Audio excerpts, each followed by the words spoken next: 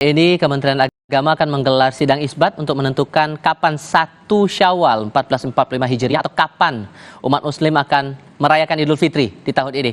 BMKG sendiri memprediksi hilal akan terlihat dengan ketinggian di atas 3 derajat. Kita akan diskusikan soal pelaksanaan sidang isbat dan juga pemantauan hilal ini, dan sudah hadir di studio kami kali ini Rektor Universitas Islam Negeri Jakarta Asep Saifuddin Jahar. Assalamualaikum Pak Asep. Waalaikumsalam warahmatullahi wabarakatuh. Terima kasih sudah mau hadir dalam breaking news kali ini. Kita akan membahas lebih banyak soal isbat ini karena banyak orang juga masih belum terlalu paham betul sebetulnya soal teknis sidang isbat ataupun juga pemantauan hilal ini. Cuman Pak, pemahaman dasarnya begini. Kita kalau tiap tahun baru pasti kan menerima kalender, dan di situ sudah diterapkan hari-hari libur, hari-hari besar keagamaan, dan Idul Fitri ada di situ. Betul. Tapi kenapa kemudian kita masih tetap harus melakukan namanya pemantauan hilal dan harus ada sidang isbat lagi? Seberapa penting sebetulnya ini? Oke, terima kasih. Masalah sidang isbat ataupun penentuan hilal memang kan dalam awal Ramadan kita juga ada 2 hal.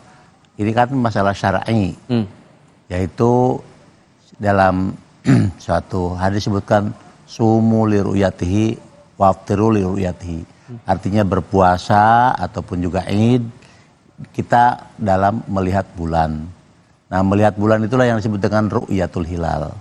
Nah, ru'yatul hilal ini nanti akhirnya untuk menentukan kapan kita memulai puasa dan kapan kita mengakhiri puasa. Yang sekarang yang disebut untuk Idul Fitri. Nah, betul tanggal itu adalah sebagai patokan. Karena hitungan ya, tapi ketika pas nyampe tanggalnya, kita dilihat lagi betul enggak dari konteks, boleh kita menyebut itu penentuan hisab lah ya.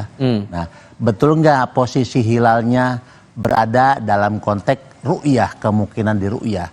Ya, kemungkinan di ru'yah di dalam konteks kesempatan Mabim dan Indonesia ini yaitu minimal 3 sampai ke atas kan, 3 derajat ke atas.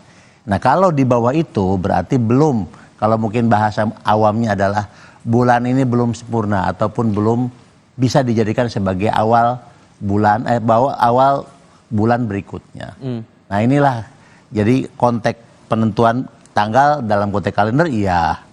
Tapi dalam konteks menentukan awal bulan Ramadan, kemudian awal bulan Syawal, maka kita ada yang disebut dengan perintah syariat dan juga adalah perintah yang disebut dengan rasional tadi. Sehingga tidak cukup kalau tadi kan BMKG sudah mengeluarkan prediksi hilalnya udah sampai di atas 3 derajat, jadi nggak cukup soal itu saja. Nah, kalau sudah, makanya memang itu kan perhitungan. Ketika ini kan kita ingin melihat apakah memang hilal sudah di atas 3 apa belum. Kalau sudah di atas 3 itu sudah menjadi kesepakatan, berarti besok sudah akan mulai tanggal 1. Nah, ini kebetulan kan kita dan pemerintah, NU kemudian Muhammadiyah betul-betul kelihatan akan Idul Fitri besok. Karena sudah kelihatan dari perhitungan bahwa hilal sudah di atas 3 derajat. Itu kira-kira. Sudah ada perkiraan dari sejumlah analis lah saya bilang begitu ya, untuk ahli-ahli astronomi bahwa hilal sudah lebih dari 3 derajat. Kita juga proses hilal juga masih tetap berjalan. Tapi masalahnya ada beberapa daerah yang mendung begitu. Kita ambil contoh Jakarta saja lah. Sekarang di sekitar kita juga, di sekitar studio kita juga sedang hujan. Di pantauan Masjid Hasyim Asy'ari juga masih mendung. Apakah tingkat kesahihannya juga akan menjadi pertanyaan di sini Pak, kalau kemudian ada perbedaan begitu? Ya, tidak, itu kan nanti akan dilihat, diambil dari pendapat beberapa yang sudah melihat adanya hilal di atas 3, berarti sudah masuk, sudah bisa ditentukan isbat bahwa awal Syawal sudah bisa dimulai besok. Artinya bahwa yang satu bisa saja mendung kan, tidak melihat. Tapi di tempat lain misalnya di Sukabumi bisa juga melihat. Sehingga itu bisa menjadi patokan, atau di tempat lain. Jadi bukan berarti salah satu yang tidak bisa melihat karena masalah mendung menggugurkan yang lain. Karena juga sudah dilihat dari beberapa tempat dan juga kesepakatan ataupun mungkin juga di ASEAN sudah menunjukkan adanya hilal sudah di atas 3. Dan itu sudah menentukan kita akan Lebaran lah besok. Dan Oke. yang penting ini yang berbahagia adalah bersamanya ini. Itu dia. Gitu. Itu kan kita yang harapkan juga ya. Termasuk Ya. pantauan hilal juga masih tetap berjalan di beberapa daerah. Salah satunya di Observatorium Bosya Lembang, Bandung Barat, Jawa Barat ini. Mereka melakukan pemantauan hilal atau bulan sabit yang menandakan beralihnya bulan Ramadan ke bulan Syawal. Terlihat di layar kaca ya saudara, sebanyak 3 teleskop ini dipakai untuk mengamati hilal di sana.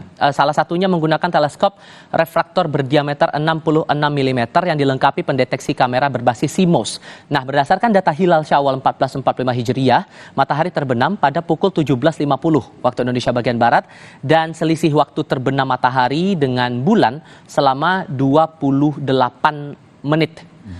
Kalau kita lihat tadi dalam visual tadi Pak Asep, penggunaan alat-alatnya sudah sedemikian rupa begitu, apakah itu juga menjadi apa ya istilahnya itu? Memperkuat tingkat kesahihan dari pantauan hilal itu atau sebetulnya ya dengan alat-alat tradisional pun juga sama-sama saja begitu hasilnya? Ya ini kan kita di zaman modern. Ketika zaman Rasulullah melihat hilal ya dengan mata telanjang karena belum ada alatnya. Ya sekarang syariat tentang ru'yah atau disuruh melihat tetap ada karena itu syariat. Nah kemudian melihatnya seperti apa ya kan sekarang punya alat supaya lebih akurat. Nah ketika kita bisa menyebut sampai ke 3 derajat, 4 derajat, dan bahkan sekarang disebut 7 derajat, bukan 3 lagi, di atas 3. Maka itu adalah lebih sahih lagi cara melihatnya. Nah, konteks melihat ini dengan alat inilah yang mendorong ataupun yang memperkuat bahwa kita berislam atau beragama sudah lebih modern lagi. Walaupun kita selalu melakukan yang dimaksud dengan ru'yah. Karena ru'yah itu adalah perintah syariat sendiri. Jadi yang disebut dengan sumu li ru'yati, wa aftiru li ru'yati. Jadi puasa dan berbukalah dengan melihat hilal. Bukan semata-mata kita dalam konteks ya semua bisa dihitung. Tapi apakah itu adalah sesuatu sudah akan bisa diprediksi? Ya memang bisa diprediksi. Seperti halnya ibadah-ibadah yang lain. Jadi kita melakukan 2 hal ini dengan sangat ilmiah sehingga penting. Tapi bagi saya keberagaman ini yang kita rawat di Indonesia yang begitu indah ya. Kita dengan berbagai macam pandangan tapi tetap kita toleran, saling menghormati. Ya bagaimanapun tentu kita akan melihat bagaimana ketentuan dari negara, Kementerian Agama. Sehingga kemudian kalaupun beda sistem, ada yang pakai hisab, ada yang pakai ruqyah, sebetulnya tidak saling menafikan satu sama lain, tapi melengkapi itu semua. Ya tentu saling menghargai lah ya, saling melengkapi, saling menghargai. Karena apa yang dilakukan oleh yang ru'yah bukan berarti tidak menggunakan hisab, menggunakan juga. Nah, tetapi saat untuk menentukan akhir, ketika pengawalannya, maka karena melihat kepada perintah syariat tadi, untuk bagaimana ru'yah itu menjadi bagian penting, dilihatlah dengan alat juga, bukan dengan mata kepala. Nah, karena dalam alat itu sendiri juga dihitung sebelumnya. Bagaimana ijtimanya bulan, matahari, dan bumi terlihat. Kemudian bagaimana elongasinya. Nah, maka itu kan ada kesepakatan kan dengan para negara-negara sahabat di ASEAN. Karena berdekatan kan, kita akan menentukan seperti apa. Dan sudah terjadi kesepakatan itu kan. Sehingga kan kalau kita lihat syarat-syarat itu kan sudah dibuat begitu. Dan kesepakatan Mabim juga ada.